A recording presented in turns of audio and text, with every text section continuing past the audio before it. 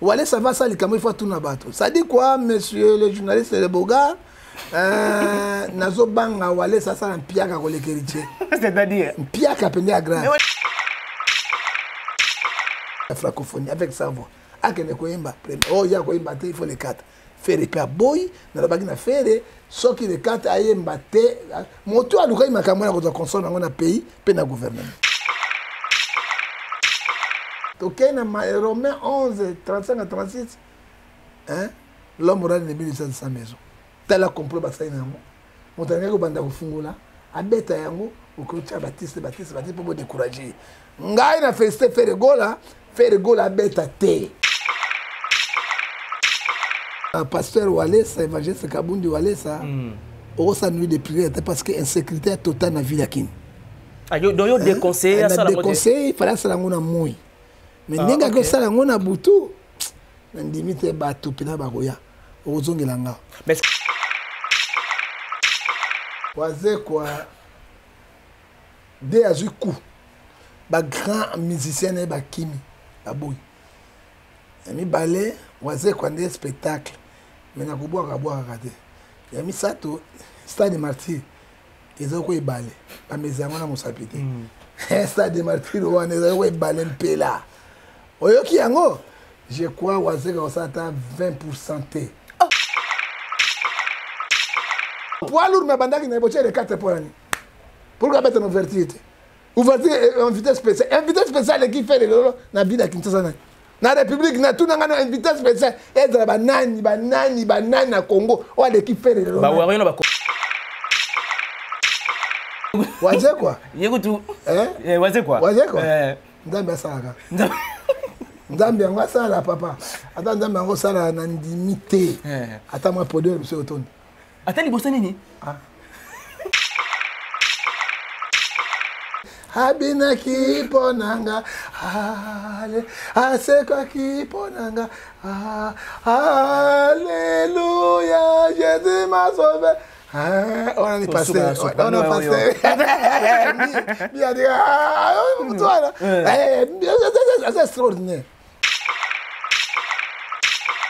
Mais si vous avez bougé ma caméra, à se bloquer, il faut me faire caprice parce que c'est productif. Mais on a mon sous waouh, waouh, waouh. Mais tu kabilo ko wana di. Tu kana libre. Nada libre. Tu kana libre. OK, non on est pas de faute, nada libre. Tu kana la vérité. Faire azali ennemi à ba musicien tout. Et là, on va boire la affaire de Naïbit. Maintenant, c'est quoi la vraie cause? Selon la vraie cause, c'est parce que Dieu l'a élevé avec sa voix angélique. C'est ça? On va combattre la faire et na monate. Faire la zobette à stade de martyr. Grâce à Bagolo, Nabiso Bangefa. Nabino ba journaliste. Oui, c'est ça, ça la promotion. Nabiso bino ba journaliste. Faire ça sponsor, faire la haute billet. Aga ni bravo, moto na pekisi. Azo na bo UNESCO a pekisi. Faire avec Dieu. Prêt à craquer, les meilleurs des meilleurs. Donc, mon temps est responsable. Avant de m'habiller, on dit qu'on a ça à monter. La base, c'est une ça, tout ça, c'est bango. On a partout, je ne peux pas le faire. Na moi, c'est mon corps. Ok, on cadre, on a ça, on dit Talabo, ni et comme on a du photo, parce que et là, on dit maman a gassi que ça na moi. Le colanga, je connais les effets. Les lobes saliers, le lobes saliers. C'est ça le problème, c'est très dangereux. Les lobes saliers, les lobes saliers. Alors, tous les gars, Kenge, dans Matthieu 10, verset 15 à 16, soyez prudents comme les serpents. Oui, mon rôle est danger. Papa, mon job est bête, et si, on regrette ma perte. Et bien, bon, on appelle ça qu'il y a des cambos, nini.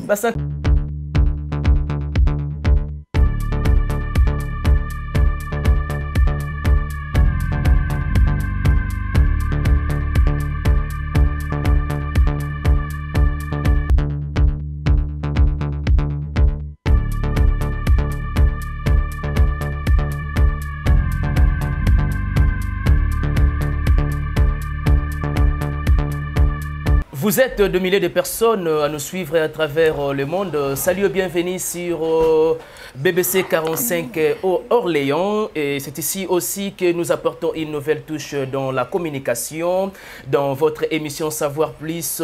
Merci de la marque de confiance, fidélité et amour que vous ne cessez jamais de témoigner au nom de toute l'équipe. Je suis Ben Mavembo, Monsieur le Positiviste. C'est votre émission Savoir Plus où nous recevons toute personne confondue avec plaisir et avec beaucoup d'amour fraternel. Voilà pourquoi cet après-midi, au moment où nous réalisons cette émission, j'ai le réel plaisir de recevoir pour vous quelqu'un qui n'est pas du tout un visage à présenter. Mais laissez-moi vous dire que cette émission, ça va créer à vous la gaieté et ainsi que le divertissement. Parce que vous le savez bien qu'avec votre émission Savoir Plus, on parle de tout sauf rien. Donc, chers internautes, avant de saluer mon invité avec beaucoup d'amour fraternel, j'aimerais bien déjà vous signaler des grandes lignes que nous allons baliser tout au long de cette émission. Laissez-moi vous dire que vous êtes sans ignorer que dans un jour pratiquement, il y aura déjà l'ouverture de 9e édition de Jeux de la francophonie. Comme vous le savez bien, que ça a 9 jours pratiquement.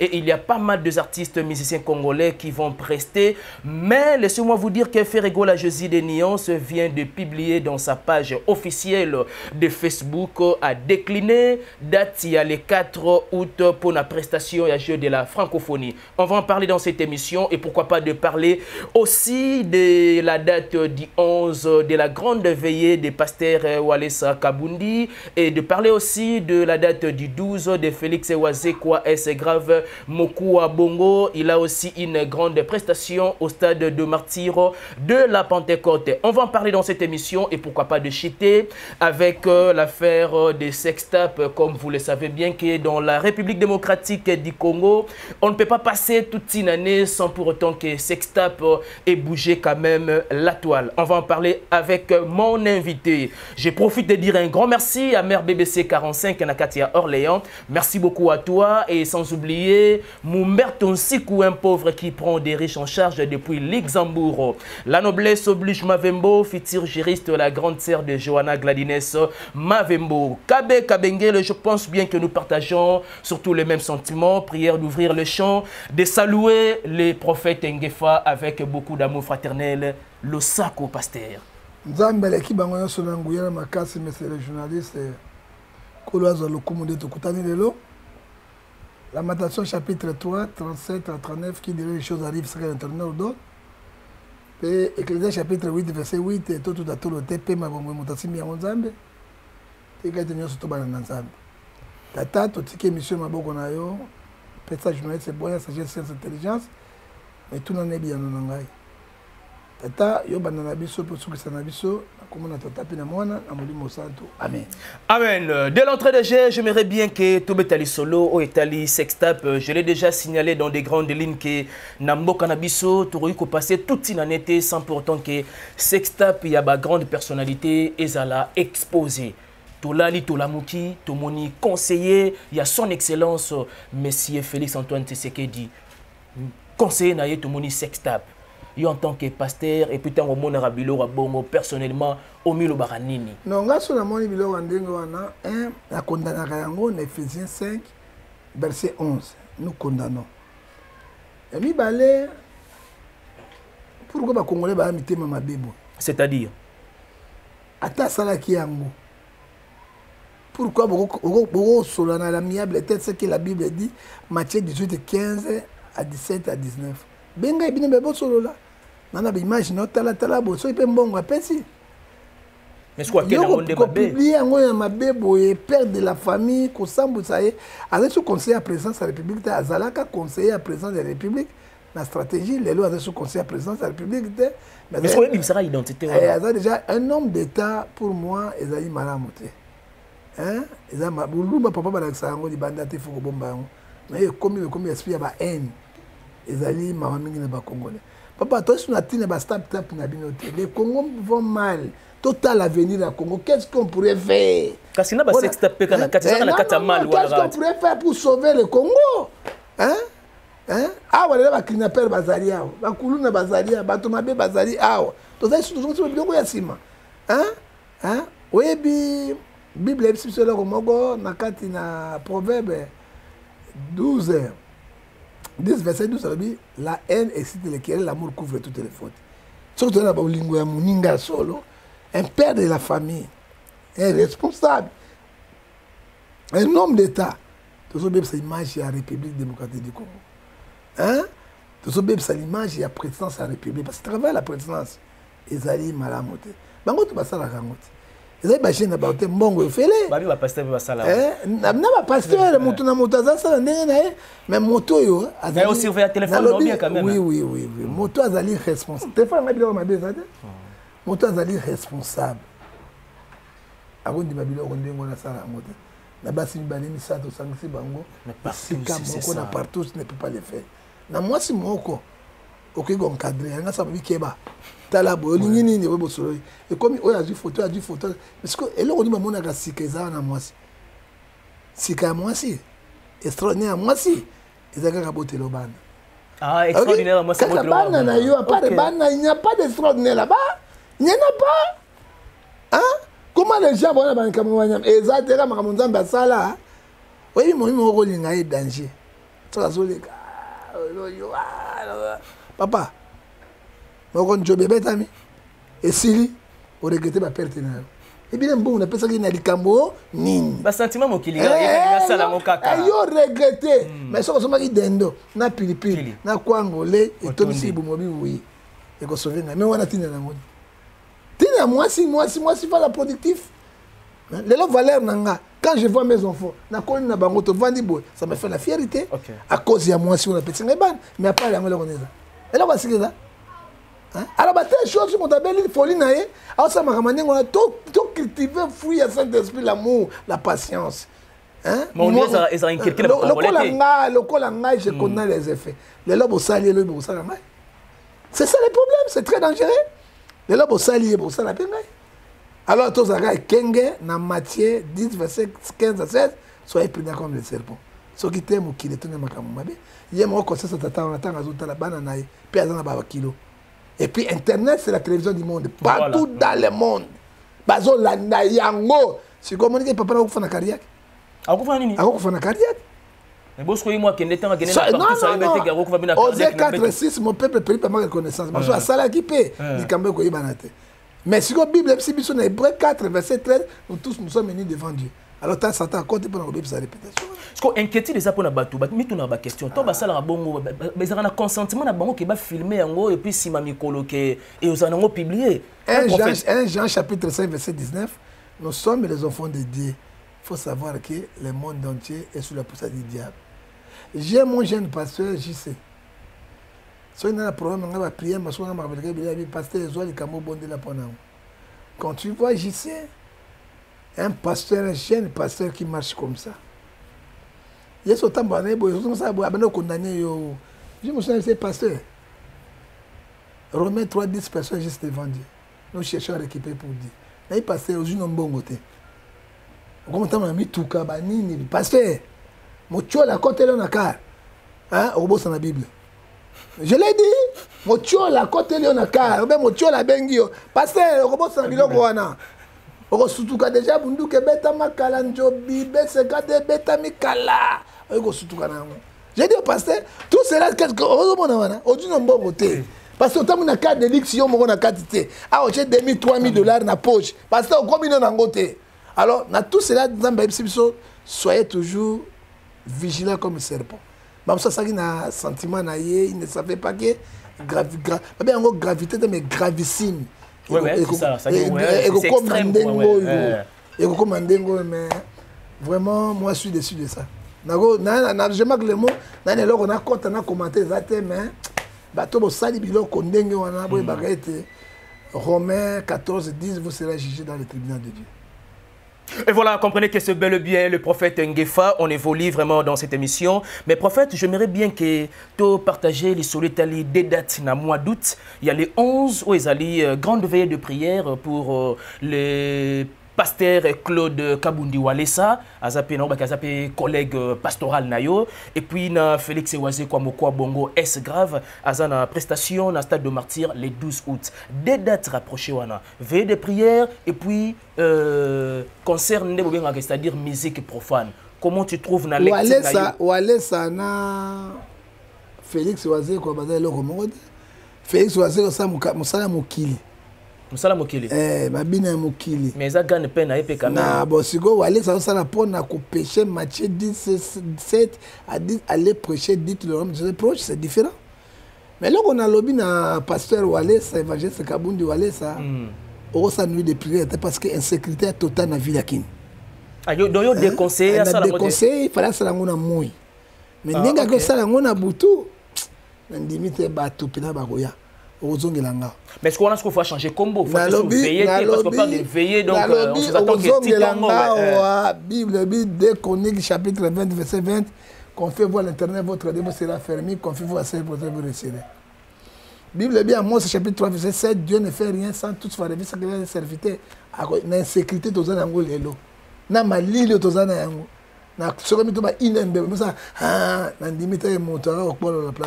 pasteur, n'est-ce pas que pour Kabundi Walesa, il a une grande vision pour la nation de façon que mais pasteur, grande vision, pasteur basangi sagi belé awa, bazumbo na maison civile. Mais rien ne change jusqu'à là. Pierre na stade, Mikolo. Mais Walesa est mort ça nini? Ça dit quoi? Walesa va ça les caméras faut tout na bateau. Ça dit quoi monsieur le journaliste le Boga? Nazo banga wale sasa na piaka kolekeriche. C'est-à-dire piaka pende agra. Mais on est dans la même manzambe. Bato yo biko. Alobi mokolo ko febi ayeba kaliwa malinga kaliwa te.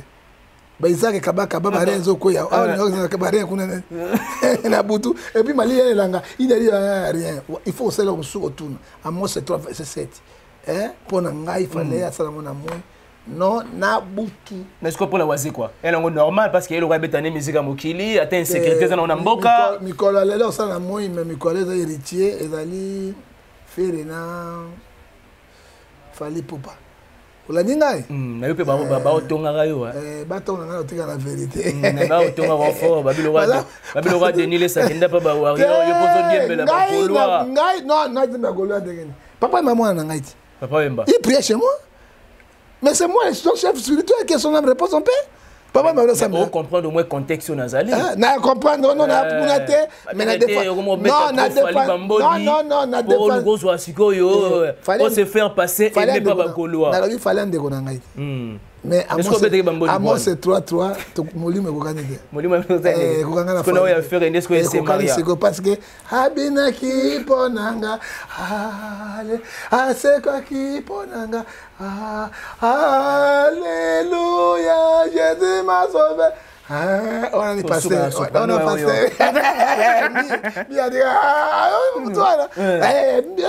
C'est extraordinaire. Faire c'est extraordinaire. Il sait chanter.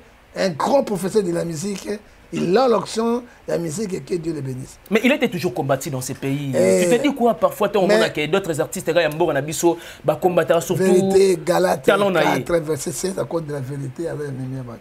Faire les ennemis à musiciens tout. Et là on va boire la faire une habitude. Maintenant c'est quoi la vraie cause? Selon la vraie cause c'est parce que Dieu l'a élevé avec sa voix angélique. C'est ça. Adolphe va combattre Adolphe.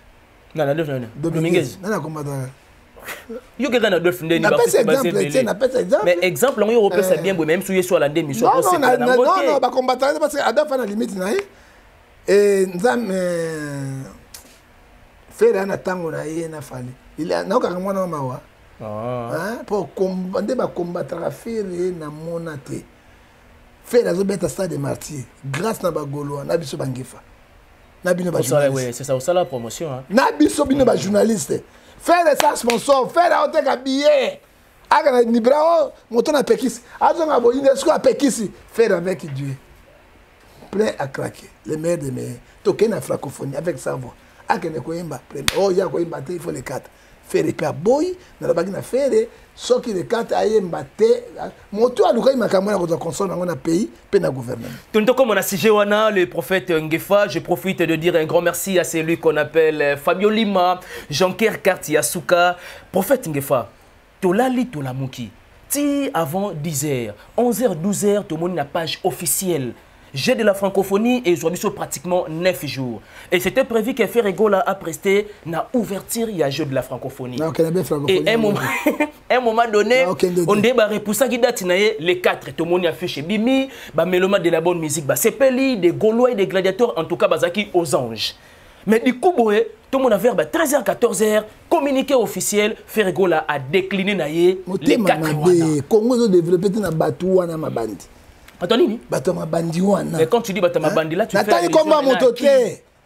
Bon, fundanga kuna te. Outrage. Si konde Zakari, baba baso. Yo tangi Zakari, tangi Zakari. Ngana tangi c'est parce que kotenga kuna tangi mototé. Mais ngana tangi ngana libre parce que yendi basa ko accuser te.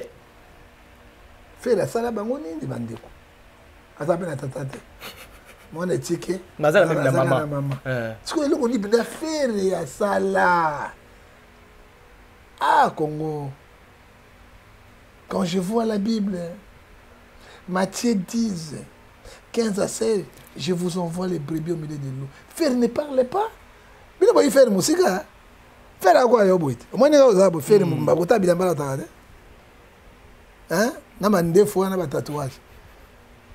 Faire à quoi il y a 2 heures de temps, mais à l'hôpital, 1 minute, il y a un dame. En fait, je suis en train de se libérer. À côté de lui aussi. Il y a 2 heures de temps, 3 heures de temps. Je connais les messages de l'Esprit de Dieu. Alors, il y a combien de fois? Combien de fois?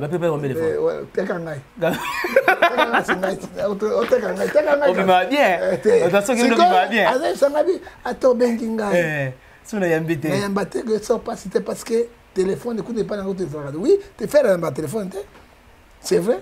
Et quand vous et comme il y a problème, il faut nous créer problème. Regarde, Matthieu 10, 15 à 16, soyez prudents comme les serpents. Ok, Romains 11, 35 à 36, hein? L'homme aura l'ennemi de sa maison. Tel a complot, ça y est. Mon tangue au banda au fungola, à bête à yango, au clôture Baptiste pour me décourager. Ngai na festé Ferregola à bête à thé. Pourquoi on a ni encouragé Bongo alors que ça poids lourd? Non, poids lourd, mais bandaki n'a pas les 4 points. Pourquoi mettre une ouverture? Ouverture, invité spécial. Invité spécial qui fait la vie de Kinshasa. Dans la République, na tout n'a invité spécial. Être banani na Congo. Ou à l'équipe fait le. Bah warrior na commentaire ba bakete za fali. Bah warrior na commentaire ba ko ba za fali. Même la meilleur musicien le lo wa, il fait à John ya fali. Ah, yo te fala John ai. Mais dans le stade de Matilé Kata Makambote, faire des sans sponsors, sans quoi avec Bagoloa Nanzam. Faire des sans les Cambos, Bagoloa Nanzam. Mon tomo a peut-être une chance de faire été. Ah bon, Fali n'a pas moi, non, sponsor, non, ça va libérer tout, mais Fali peut-être, il est le seul. Il est le seul à Zoua, soutien, vient à il vient à mais pouvoir. Pouvoir de personnes faire frater. Soutien va venir, c'est combien? Hein? Stade, Fali Poupa. Faire, on a 35 000 $. Fallait mettre 16.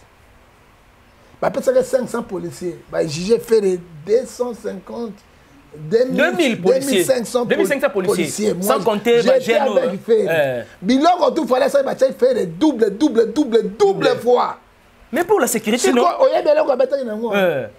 Et au type poto, comme on a dit, podium, combien? Combien? 65 000 $, soit qu'on a donné 85. Et puis on les a eu privé personnel, il y a fait rien. Il y a fait personnel. Ozoka, Baboya Betano a fallu. Il a tout fait ça. On a même qui tu es boucan, il a dépensé combien? Mais sans sponsor, avec Tiki Agotek. Dans mon tour au Kaboli, où est le Kina? Moi, si, où est Botakate? Aza Kimi a fait ça quoi? Les biloko tout. Autour de l'Ingéropès. Si je suis passé, je suis allé pour que la toilette et tout, je comprends sur tout. Maintenant, moi, je suis allé pour que je sois allé pour que je sois allé pour que je sois allé pour que c'est que entre les mamans, c'est la femme qui te produit les enfants. Quand on a un combat, Mais si vous avez bougé ma caméra, à se bloquer, il faut me faire caprice parce que c'est productif. Mais on a mon sous waouh, waouh, waouh. Mais tu cabilo quoi, Nadi? Tu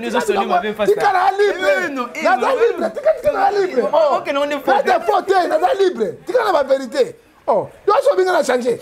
Oh, la libre, papa, tu as non. Constitution de garantie. Je suis Nazali protégé. Non, la défense, je suis protégé par la Constitution. Article 23 de la Constitution, 24. Vous êtes tellement totalement libre. Nazali libre, c'est ça le problème. Parce que pour moi, si on a aucun élément, c'est comme ça. Il faut des poids, des mesures. Tout ce Kabilo Kouana. Et que ça Congo critique n'a pas sima. Bato critique n'a pas na lelo yo na 20e siècle ils allaient faire na fali. OK? Vous tout ça Tata. Mais tu n'as pas donné de bonnes chances pour Wazé quoi les 12 au sauter en rang mais tu es Wazé quoi des azuku ba grand musicien et ba kimi aboy. Ami ballet Wazé quoi des spectacles. Mais na kuboa kate. Ya misato stade de martyr. Ils ont quoi balé. Ba mezango na musapite. Stade de martyr wana ils ont balé mpela. Oyoki yango. Je crois Wazé ko ça ta 20% té. Nalobi naza na yo. Monsieur nalobi naza okozonga. Tala, nalobaka na richeni. Soka richeni ça ya ta moitié boka tanga lobo. Abeta 6000 personnes. Ah bah tout ça bah 6000. Bah tout ça bah moins de 6000. Moi écoute 6000 sur le moins 3000. Avant d'akia. Na yebisa ba ngana bi boko bazongela nga bandimi nga papa nga na prophète nzambe. Amos 3 verset 7 na mona ka makamino mona wade. Hein? Donc obi déjà ou aller s'en ans déjà tout le monde. Moi héritier. Et Joa, collègue ou héritier. Collègue héritier au camp. Wazé quoi? Wazé quoi? Yégutu. Wazé quoi? Wazé quoi? Nzambe asaka. Nzambe ngo asala papa. Ata nzambe ngo sala na ndimité. Ata moi podeur monsieur Otoni. Ata liboso nini? Ah, quand tu m'as invité, maestro, un super surprise, à la confiance qui est la légende. Maestro Betaki na terrain GD. Non, il pas y a nani. Ouais, Betaki n'a pas à faire. À ça. L'idée à côté de l'idée. Mais pas faire Zénéga invité et puis voilà. Comment il fallait? Bato landa fallait. Na spectacle. Ok, il fallait pas chanter, oui, il fallait aussi chanter. Oui, voilà. On a un spectacle comme ça. Ata bango tuba kai fallait aller bato bako ya faire la table tuba ok faire la chanter bato bako ya. Oui, voilà. Et puis il danse bien aussi. Faire ouais. Bizorbi na yona dansa bien. Hein? Siko tuna tata na bako na ngone. De machine chant. Ah papa, na molungo na malili oyo. Il faut ta mo so lo baka. Mais voici dans l'une de ces émissions à Lobi na fali na ferré. Donc ba fan na bango, ils en ont une question. Donc ba fan na bango bayaka. Ba visera d'abord ba mon non leader, les restes ne ba après. Il faut un logo. Abi ça les cas avec hier. Non, il faut un logo papa. C'est quoi le logo té? Fanatisme za mabe. Ba parole na imonga na meira juste na memele ngoyo té, toi analyse ensemble. Jacques Deneuve koza fanatisme té. Je connais comment le Congo fonctionne. Ah, OK. Na yebi Congo, na yebi Kinshasa ndenge fonctionne. Kinshasa ba ma boma. Votre sentiment. Kinshasa va me voir fou. Hein? Na yebi ne fonctionnaka. Na ndimité. Et donc on a solo bana kombo na nzambe. Amos 3 verset 7. On dit manga on a solo bisa. Nanga la préférée de konanga. Ma bien ba congolais cohérence n'est pas raison. Oh ya sali na sala. Wale kizami na yo le 18 wale sabimi. Oh ya bimi, oh ya ye. Ozo mona ke elengité. Hein, elengité. Et puis tant on piaka on a zonga sur deuxième fois. On va t'amener 1500. 3000 ou 1500. C'est ma recette. Et voilà, comprenez bel et bien que c'est le prophète Ngefa. C'est comme ça que ça se passe avec lui dans... Tu n'as pas conflit, papa. Tu n'as pas conflit. Prophète. La RDC est à 63 ans d'indépendance. lecture moko en un mot. Sans développement, il n'y a rien de spécial, sans infrastructure. 62 ans, 63 ans d'indépendance. Le Congo n'a jamais été développé. Avec toutes les richesses que nous sommes. Et tu n'as jamais que ça la voie de développement. La voie de développement, ça dit quoi? Congo est riche, le pays le plus béni du monde, riche, mais c'est une volonté politique. C'est la volonté politique. Combien de jours, papa? Beaucoup de temps, 26 provinces, on a besoin de kinité. Manque à volonté politique? Manque à volonté politique, on n'a pas de bons dirigeants. Ce sont tous les profiteurs, les magouilleurs, des gens de partout. C'est partout, c'était partout. Non, mais chante, je dis la vérité. Partout. Papa, on peut développer le Congo plus que Singapour. La capitale la plus belle du monde, c'est Singapour. Oui, deuxième, Pékin. Oui, troisième, Dubaï.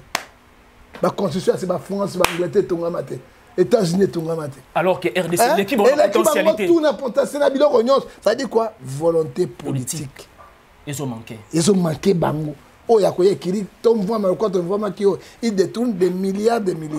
Na Chine, ministre a budget a détourné $1000. Bah, c'est peine à pendaison. Ayo kangana singa babo $1000 à Pamba.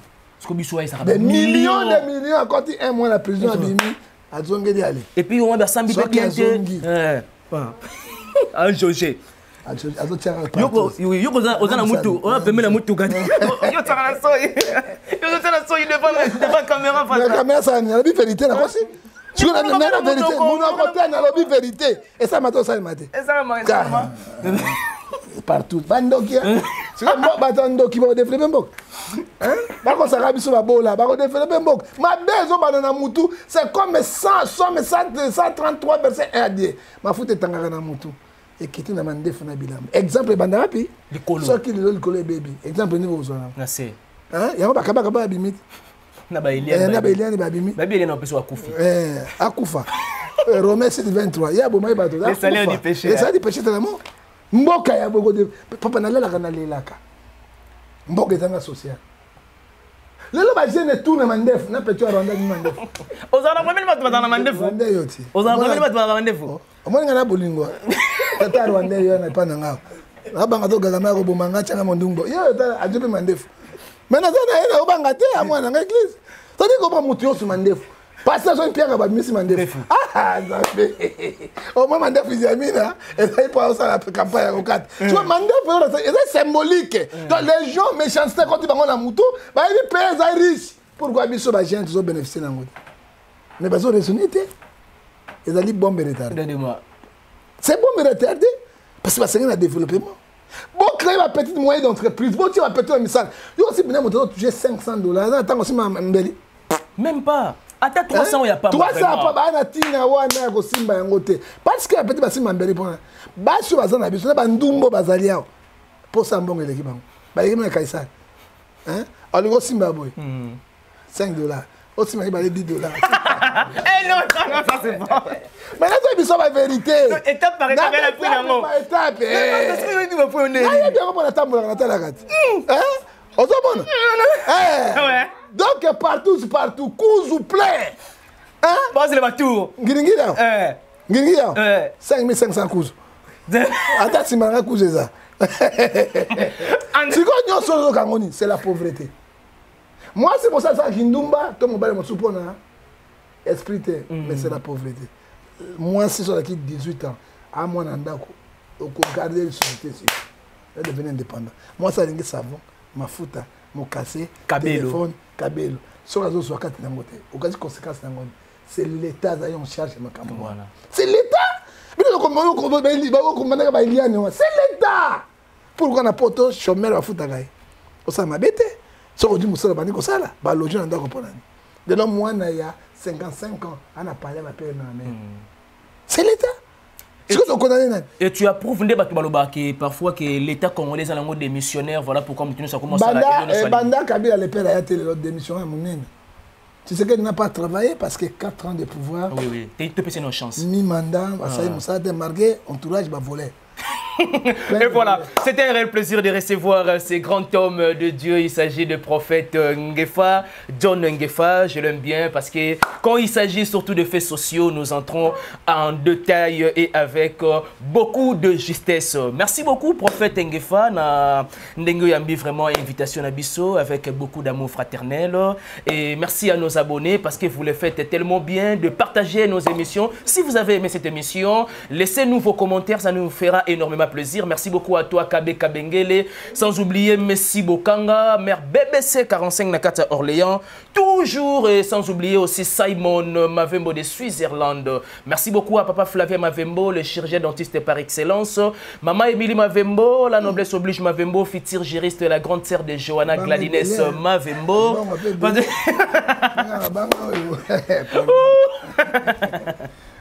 Prophète Ngefa, mot de la fin parce que nous sommes pratiquement à la fin.